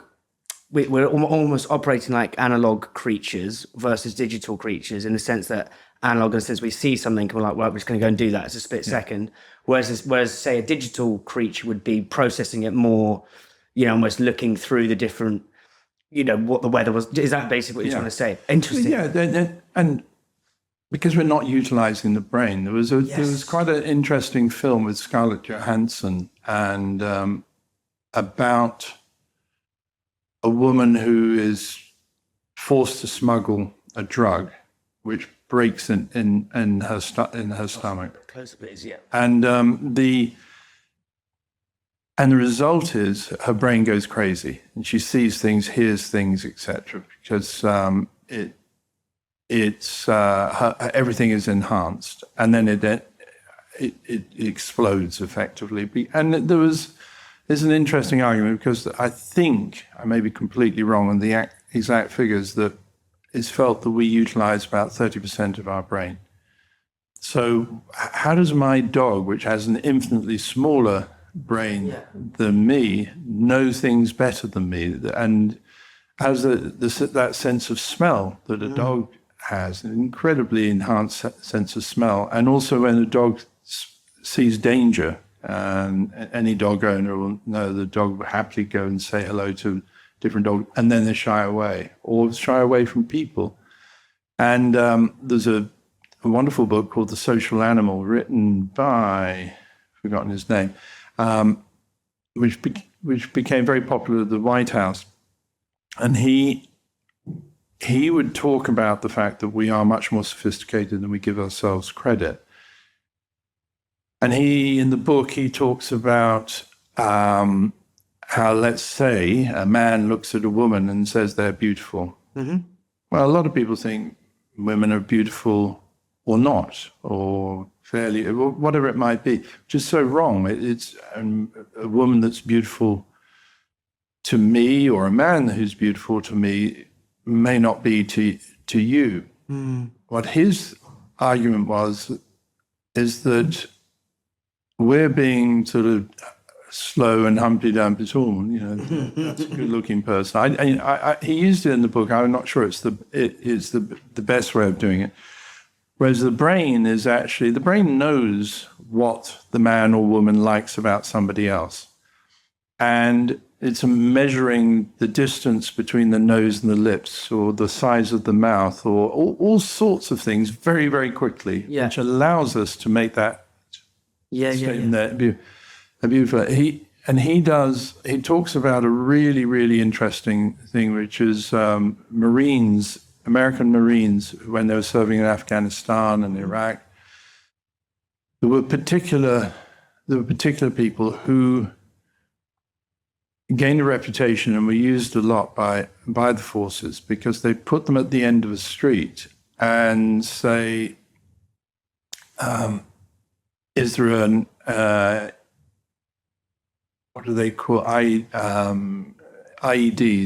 improvised explosive device? Is there an IED in the street? Yeah. And there's one particular guy who was brilliant, who would look and would say yes or no. Now, you and I would fail at doing that. We would look for some maybe disturbed ground or something, and we'd get it wrong. They would get it right so much of the time. And when asked, how do you know? And they say, I don't know. Well, why do you say yes or no? If I get a cold feeling in my chest, I say yes. Wow. And it's it's not what the eyes are seeing. Yeah. And what I would call the analog basis, it's all the information going back into the brain, which informs that decision. But it's intuitive, it's not fully regarded, and something which I'm feeling stronger and stronger about, and I talk about somewhat in the book, is that I feel intuition and instinct have been discredited in a society which is driven more by, what was that film called, Moneyball? Yeah.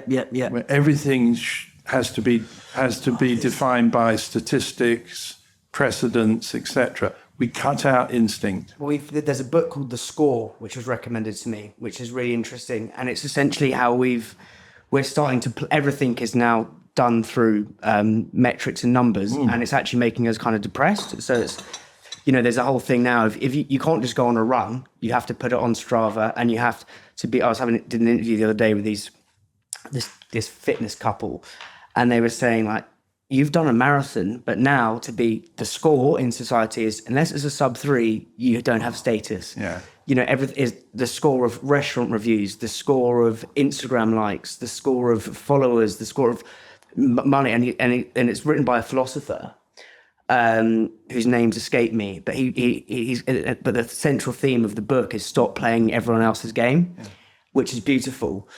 Let's move this from battlefield to sort of dining room, right? Mm-hmm. And I love that idea of the guy's kind of that sixth sense or intuition of knowing where the bombs are. When you walk into a restaurant, any of your restaurants, what is like, and I love this idea of this kind of thing that's not ethereal, it's intangible, this energy and sense. What's obvious to you, but like non-obvious to most people when you walk into a restaurant? Like what's the Jeremy's antennas? Like how do you pick up that energy? Do you know what I mean? Yeah, and as with all these things, and as with that, Marine, it's difficult to actually identify and describe what makes me know that something's going wrong. Now, if somebody's got their hand up in the air waving and the service is going badly. Adrian Gill used to talk about the hum in a restaurant, and which is one aspect of it. And it is the same for me. I can walk into, because I go between the restaurants, come back, say here to the park, and walk into the room, and the number of people, what's going on, it doesn't define whether it's going well, but I can feel, because my brain scans the room, and it will pick up on all sorts of things: the demeanor of the people, the demeanor of the staff, it might be a ratio of people waiting for meals. I couldn't tell you what that percentage was, etc. But the brain's saying there are too many people waiting. There's so many things, and I think Adrian's right. The hum of a successful room. How do you cultivate the hum? Is there a ways to cultivate that? I know. I think it's just natural, and it's trusting our intuition that something is going wrong, even when ostensibly and theoretically it's going really well. And so something might statistically say it's very good. A very simple empiric version of this, it just occurs to me, is that very much in the news at the moment is PSA readings for men to make sure they don't have prostate problems. Well, sorry, PSA readings. PSA, I can't remember what the acronym is so that you take a test through blood and it gives you a reading, and that reading alone tells you whether you are high risk for prostate. And there's a lot of people, even people I know, who've been told their PSA is good, and at the same time, they then develop prostate cancer quite soon afterwards, and nobody could understand it. But the good doctors, the good surgeons, will actually say, "I'm going to get you an MRI," and it's instinctive, and that because on the Moneyball basis, the PSA reading is good. Then they realized, and it becomes, is what we observe has to be put into context, and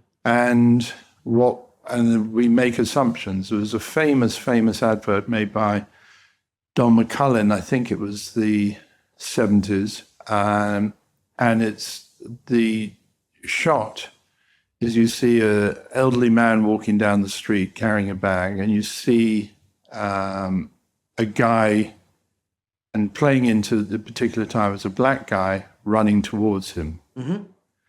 And so what is our prejudice? What is our conditioning? And so on. And most people read that the black guy was attacking and you see him right up to the moment of contact. And we made a prejudiced decision on that. And they did the statistics, and it's incredible. And then they stopped the film and then play it on, and actually that guy is running to push the older guy out of the way because there is a piano or something, a big load about to drop on him. And this guy has seen it, acted quickly. So he's a hero. He's a total hero. Whereas 2 seconds before, he was an aggressor and a robber or whatever. Is that looking beyond the first thing? Well, absolutely. There's a really good advert which it's about male suicide, and I think there was two friends at a football game, and the one guy's on his phone looking kind of sort of drenched in melancholy, and the guy next to him is just going like that, screaming, like really happy, and then I think it cut to like the funeral, and the funeral was the guy who was happy and it was like, mental health hides in plain sight or something like that. And I think it's linking to your example there. It's like, that's so interesting. And I suppose what I loved about your book is when you say, because just for context, like Adrian or A.A. Gill was like, he was my inspiration for starting everything. So I write. So I write a newsletter every week. His style, I think I got Table Talk probably about 2016, 2018. And I've read like literally every single one of his books multiple times. Like, his writing style was just extraordinary. Extraordinary, like, and I think Poor Me is just a beautiful book as well. Like, even just that, it's just a beautiful book. But I think with writing, you get into writers can get into different layers because it's quite a solitary process, but you are kind of digging through you're questioning things. What is hanging out with Adrian, with Lucian Freud? Like, I know at all your restaurants, I would love to sort of talk about art, literature, and how it coalesces with being a great restaurateur, because I think that's a beautiful place to explore. Yeah, I think I've always enjoyed being with creative people. Yeah. I would love being a creator. The notion when I was young that I would ever write a book was impossible. And even now, when people say really, really lovely things about it, because my mother made me suspicious of anybody complimenting me. I think one of the fundamental things is that I believe restaurants, and what attracts me to restaurants is that they are the catalysts for so much. Yeah. And that might be relationships or whatever. When it comes to the arts, and why I particularly like Grand Cafe, brasserie type operations is that my contention is that no great movement in the arts, whether it's literary, musical, painting, or indeed political or revolutionary, whatever it might be, I challenge that they didn't all start in restaurants, because I think people coming together and then engender creativity, and the creativity gets better. If we're all working in silos, and of course people have learned this now about working from home, is the work can be good, the work can be applied. It's always because of other people, other than a few absolute geniuses, that makes the creative process so much better. And I've been thinking about it recently. I like meetings rather than Zoom. Zooms are okay, but I prefer a meeting because I think people being one-on-one or in a group creates a much greater result. The restaurants are the catalyst for so much. Gives me the pleasure that my belief that there is no great artistic movement, whether literary, music, painting, whatever it might be. What are some of those movements? What are the big movements that you witnessed? Well, I think I've witnessed a lot of people coming together to have creative partnerships. I've seen a lot of the shows over the last 40 years, which have been great successes in the West End, have their genesis in one of the restaurants. A composer meets a lyricist, whatever it might be in the musical. I've watched the post-rehearsal creative process happening. Funny enough, the advertising world, and which I was always quite fascinated by. I used to participate sometimes, particularly at the Ivy, which had quite a lot of advertising creatives in there. And they would say, we've got to come up with an idea for this campaign to prove that. And I would always love to be able to solve that. Have you met Sir John Hegarty? Oh yes, very much so. So I interviewed him last summer, and he was talking about why the creativity in advertising has kind of died. And he said one of the examples is because he says creativity is a generous and convivial act. Yeah. And basically, because of budgets and like the no alcohol stuff, is the long lunch has kind of died. And but he was saying to me, it's like we'd go into a lunch, and I really believe creativity needs conversation, generosity, lubrication, but also needs a deadline because it forces you to. It's like we need to, and he would say you need to solve this by 4 p.m. Yeah. Are there any like delicious examples of you at the Ivy or the Wolseley of the ad guys coming to you with a problem? Like if you could imagine like this part of the conversation's like a page on a book. Like what does that look like? You know, when all these people are there. I've got involved in many of those and said, why don't you try doing such and such, and walk away? And they go, oh, God, actually. Really? Well, I think it's bringing objectivity into it. And that process, I was with my son yesterday, who's an actor and a screenwriter as well. And he wanted to, it was complicated to the extent that he was writing about a father and son relationship which had gone wrong, and he's quick to say it's not our relationship. And the background was the town which I grew up in Somerset, Burnham-on-Sea. And so we went to Burnham-on-Sea yesterday. Where's that? Is that in? So it's near Weston-super-Mare in Somerset. Okay, yeah. And we spent the day, reliving my life, and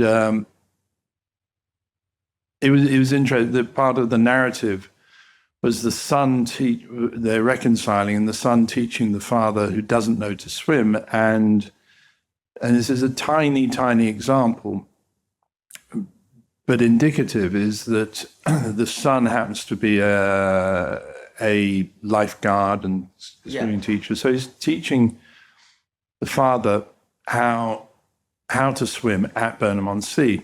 And the thing about Burnham-on-Sea is that it's only second to the Amazon for the largest rise and fall of a tide.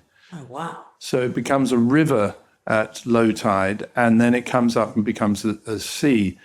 And I said, and he said, so the father panics in the water. And I said, well, then you use the mud from Burnham-on-Sea's famous mud that he's going out, and then you sink into the mud, and it's quite scary. He said, perfect. Now, that's a tiny, tiny thing, but two people coming together who need to have that interaction in order to sort out a very small element of that story. And what I'm thinking about a lot at the moment is that generally people are either proactive or reactive. And there's something really good when proactive and reactive people come together, and whether it's in a personal relationship or at work, because the proactive person is organized. The proactive person in your story about John Hegarty is the one who's saying, we've got to make a decision. We have to have it today because we have to develop it next week and so on. And they're the producer and we need it by 4:00. And the reactive person goes into that meeting without necessarily any idea what they're going to think of. The coming together of the people suddenly engenders it. And this is what I find is that, and in many ways, the strength of Chris Corbin's and my relationship was that he was the formally trained restaurateur and would put it up how things should happen and how they'd always happen. And then my brain will say, we don't need to do that. I know everybody's done that for 50 years or 100 years or something, but actually we could do it better if we do this. I wanted to ask about so books that I know Harold Pinter and Adrian. Like, what are some of the books you discussed with them? I know you've talked about. I really life's rereading books is one of life's most underrated luxuries. Yeah, what are some of the books or because I asked the self-cheese, I want to go and read them, but like what are some of the books that you guys were discussing or art that you guys were discussing, if you can remember vaguely? We would talk about books. Actually, a favourite question that Harold Pinter and Antonio Fraser would ask me was, what are you reading at the moment? And sometimes they might be a bit surprised or it stimulate a discussion. I think I mention in the book of when I made the mistake of saying I was reading Dance and Music of Time, and forgetting that Antonia's uncle was Anthony Pole, who wrote that book. And I was asked, was there anything else? And I said, well, there's I can always forget whether it's in The Heat of the Night or The Heat of the Day by Elizabeth Bowen. And I wrote a book I love. And I said, you know that? And Harold said, what do you mean, do I know it? I wrote one of my best fucking screenplays to that. And I'm even more in trouble now, and said, really? Of course I did. Then it was never produced. And he said, what do you mean it never produced? Of course it was produced. I said, no, I think I know every film in your genre. And he said, well, it was made for TV. I said, that explains, because I don't watch that much TV. But we'd have a book, and that would lead on sometimes discussion with Adrian. Adrian used to, for somebody who it would take at least twice as long to read a book as you and I, because of his dyslexia. He was incredibly, incredibly well read. But I mentioned the Dance and Music of Time, which I find fascinating. Because when I spoke to him on that occasion, I think I must have been about 50, and I was reading A Dance and Music of Time, but I gave up on it for some reason. And that was the third time of reading. And this, why I mentioned it. it. Book, or is it? It's 12. It's actually 12 books within one. Oh wow! And bit of a mouthful. Yeah, and I read it first when I was about 19, and I thought it was a loaded tosh and a sort of tosh, as I would call it. That life wasn't like that, and it was really, really irritating and alienating to me. And then I read it again when I was about 35 or so, and I realized that actually life was like this, and it was, and I changed, and I appreciated and understood it and enjoyed it so much more. Then I was reading it for the start of the third time, but only got through about 3 books, and I got distracted. And now I'm just on the 12th book, but I'm listening to it as opposed to reading. And part of this is because I wasn't keeping up with my books in any way, shape, or form, because it just didn't have time. But if you listen on Audible, I put it on in the car. I put it on whenever I've got time. It might be, and it can be anything. So when I was sick recently, and I was making sure I was steaming, my Vicks steaming, etc., instead of it being a chore, I look forward to it, because that would give me another 10 or 15 minutes listening to the book. And so I fill my life around the book, and I actually feel that I'm going to be bereft when it's done, all 12 books. But most importantly about it is that, and the reason I started reading is that with my own book, people were being very complimentary. And one of the greatest compliments, which I also didn't entirely understand, was that people would say I didn't want it to end, which is a massive compliment, and I'm very gratified by it. But I also didn't entirely understand it, because I realized that when I read a book, I do want it to end. I thought that's maybe because I'm a little bit too narrative driven, that I'm not enjoying the language or the writing as much as I should do, because I want it to be resolved. By listening to a book, you then are forced to go to the right cadence and of the reading, and then you hear the language and understand the language. You can't suddenly rush it. You can't speed read it or skip anything. Will you like books for like the intensity or complexity of the prose, or are you more like narrative? I'm more narrative, and so that's why on Audible you get much more. So, The only good thing about finishing Dance to Music of Time is that I will finally, through Audible, properly read, so to speak, the Proust Remembrance of Things Past.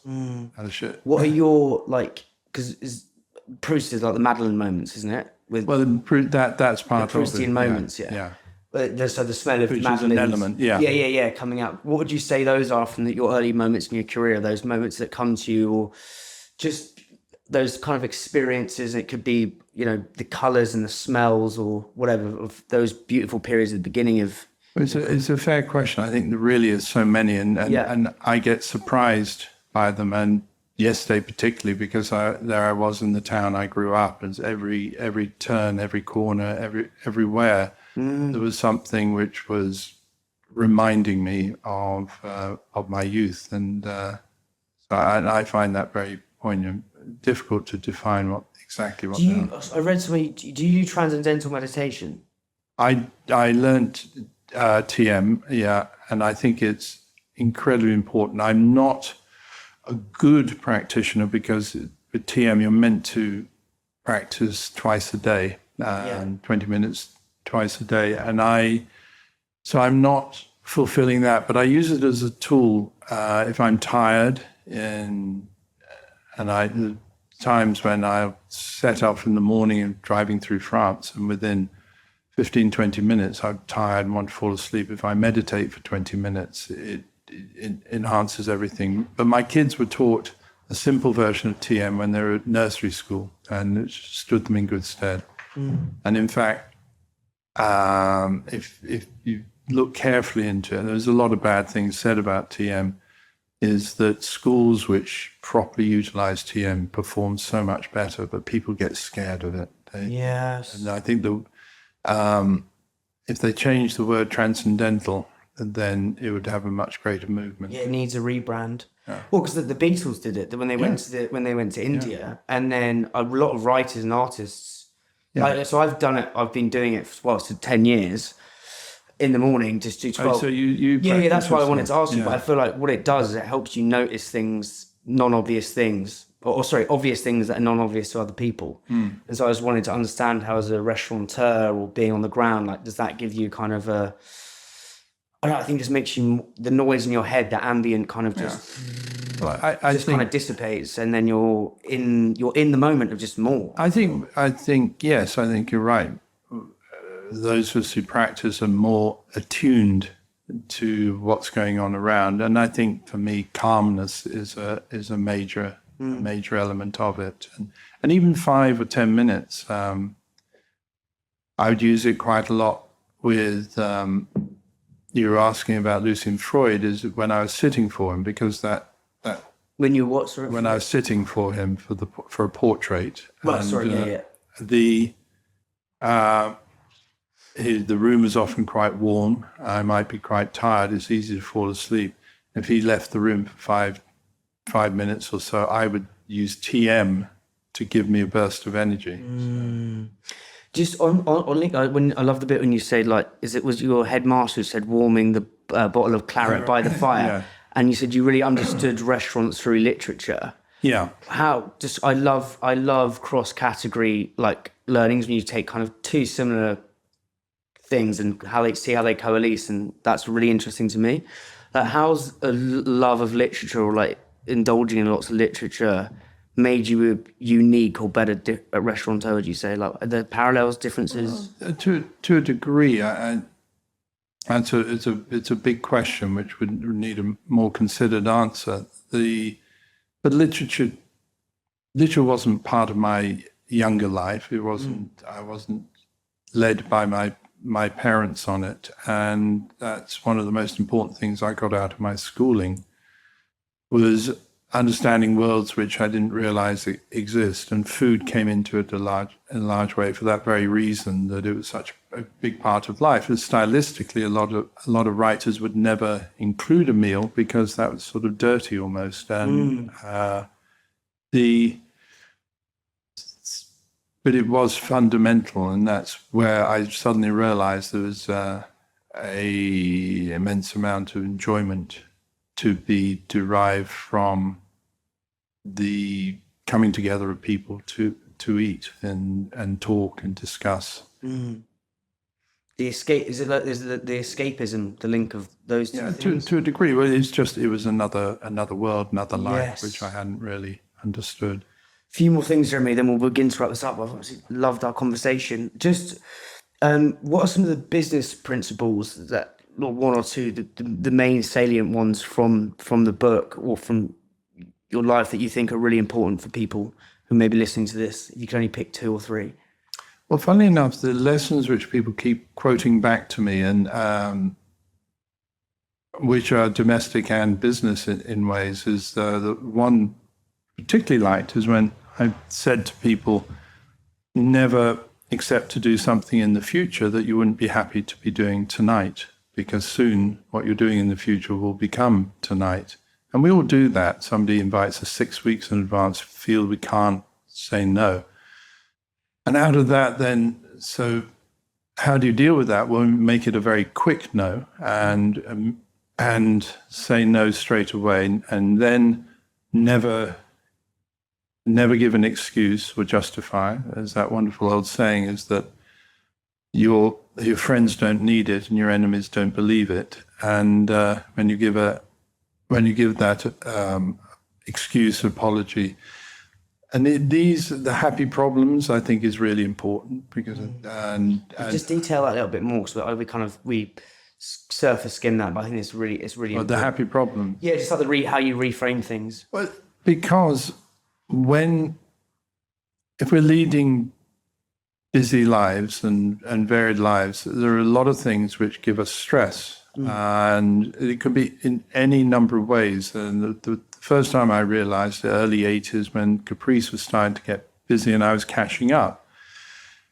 and the phone was ringing more than normal, and it was interrupting me counting the American Express vouchers, which were more than normal, and so it went on, and I got really tense about it. I thought, hang on, and almost begrudging the phone ringing, begrudging having to count.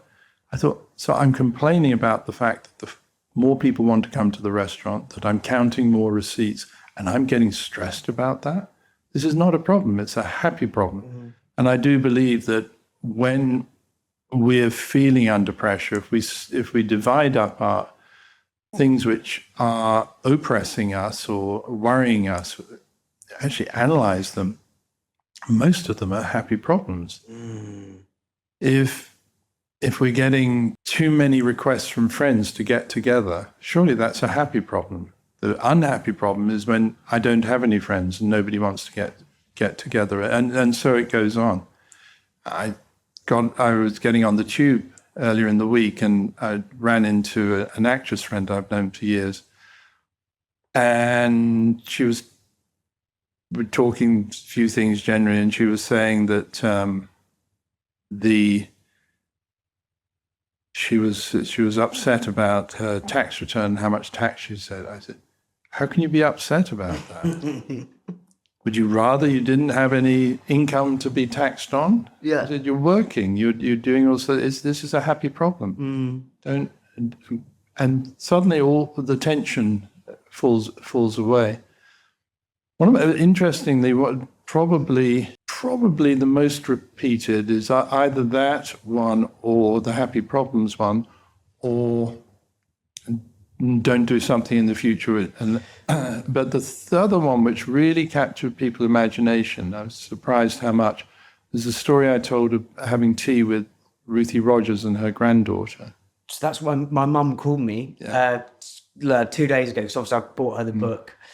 We went to Arlington the other week. But anyway, so that's her favourite story. But yeah, I'll let you. Yeah, because it's because we were sitting together and they were having some tea, and the waiter left the table, and Ivy, the granddaughter, turned to Ruthie and said, "Brown," and Ruthie said, "Well done, very good." And I said, "What was that? What was brown?"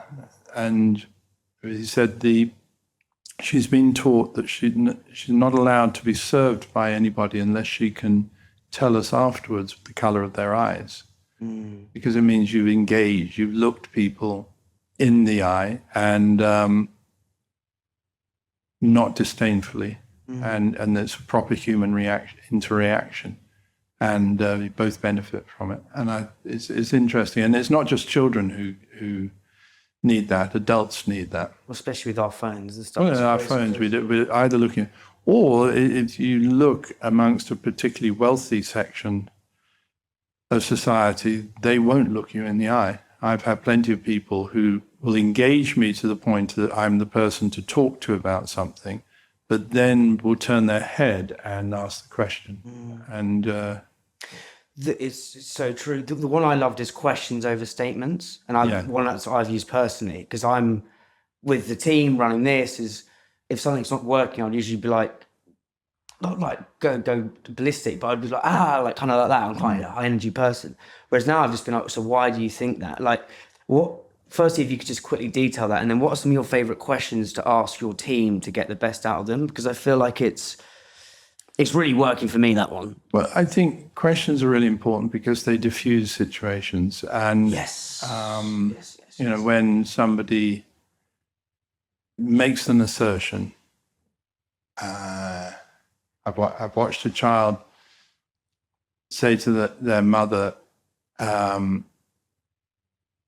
you don't love me, you don't care about me, and all those things. Never argue with the child. It's an irrational argument anyway. But if you ask the question, do you really believe that? Why do you think that is? Or well, suddenly the whole thing is dissipated. And I think with staff, a lot of the questions are, have you done enough? What could you do to help them? Can you see a different way of doing it? It's rather than saying you should have done it such and such way, because the more we learn for ourselves, the more it sticks.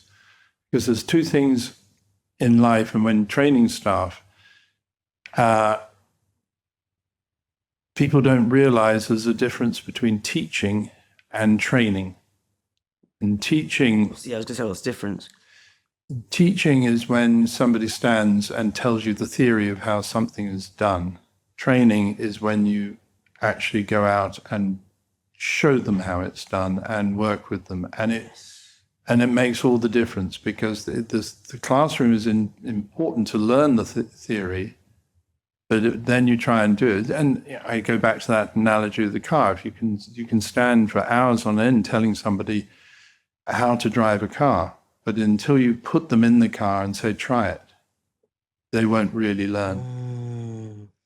Interesting. Final thing I wanted just to wrap up on is I love the story of when Mick Jagger was coming to the restaurant and you fill out the tables. We papered the tables. Yeah. So because I think obviously now, again, with the retrospect's a wonderful thing, and like you've had this huge, glorious success in all your restaurants, but that early day kind of hustle and competitiveness, I love the idea of studying the rise, not necessarily the result, because the result, people will say different things once you're at the hills, kind of at the top of the mountain is a very kind of never-ending kind of thing. Anyway, but like that first bit of getting your was that Le Caprice? That was at Le Caprice.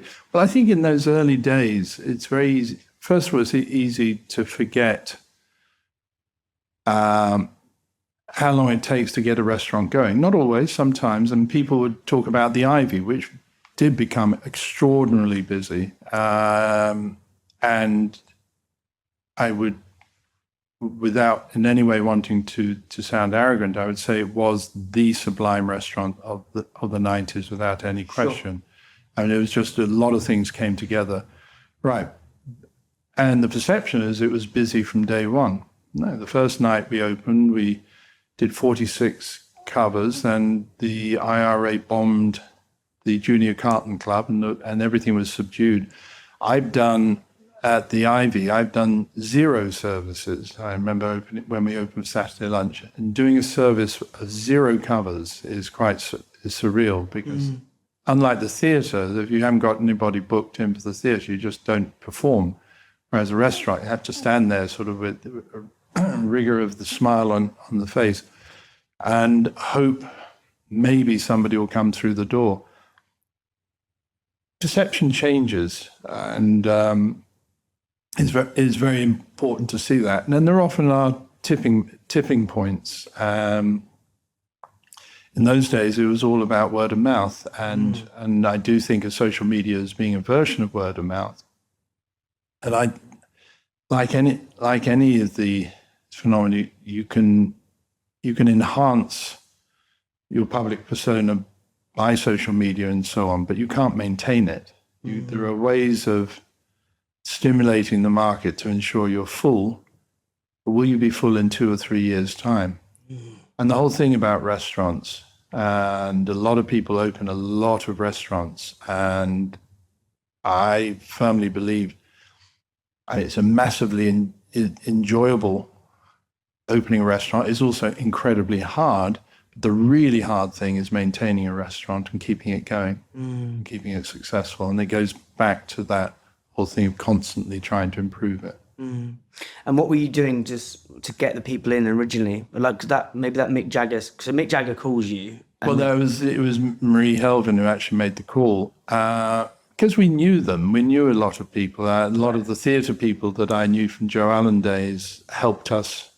A lot of the artists which were coming out of the Royal Academy, they all helped us. And the beauty of that Marie Helvin story is that we weren't particularly busy that night. We papered it. But the people who were legitimate customers look and see Mick Jagger, Mick and Bianca Jagger, and Brian Ferry, and all these people coming. They talk, and they will talk.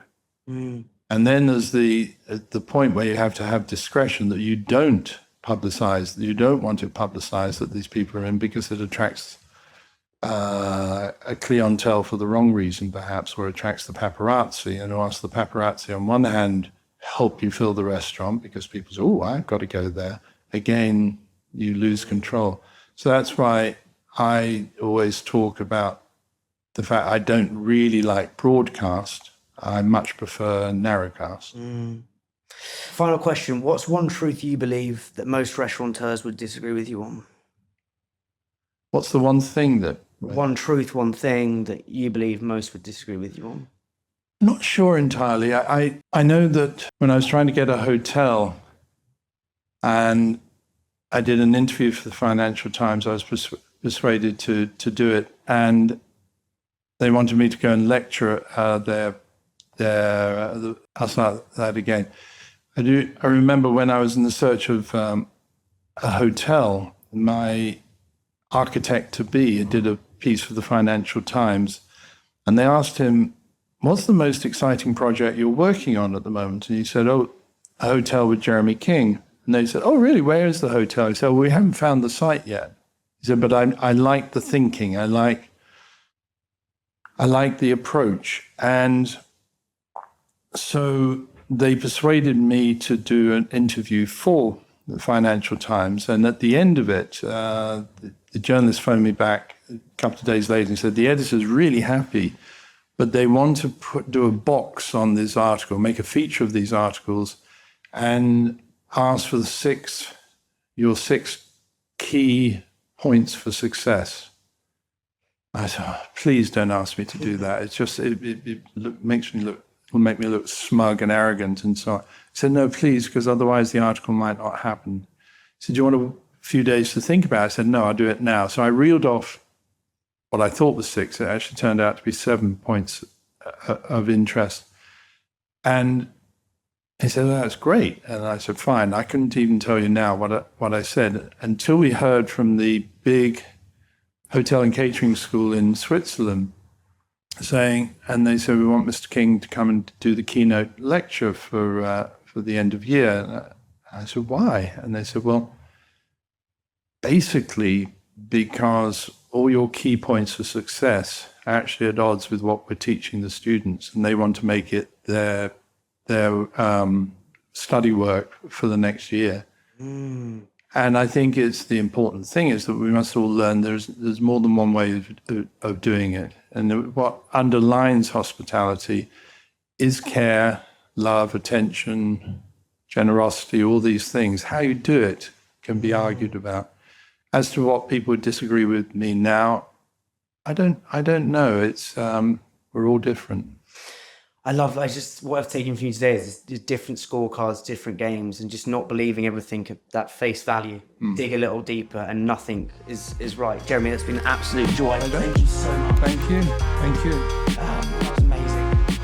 Hey guys, thank you so much for watching this video. Hope you were loving the episode. I'd appreciate a really small yet significant favor, por favor. Please may you click the subscribe button, get in the comments, tell me what you think about the episode, tell me what you think we did on the show. It may not seem much, but it really helps us grow and helps us get bigger guests. Thank you so much.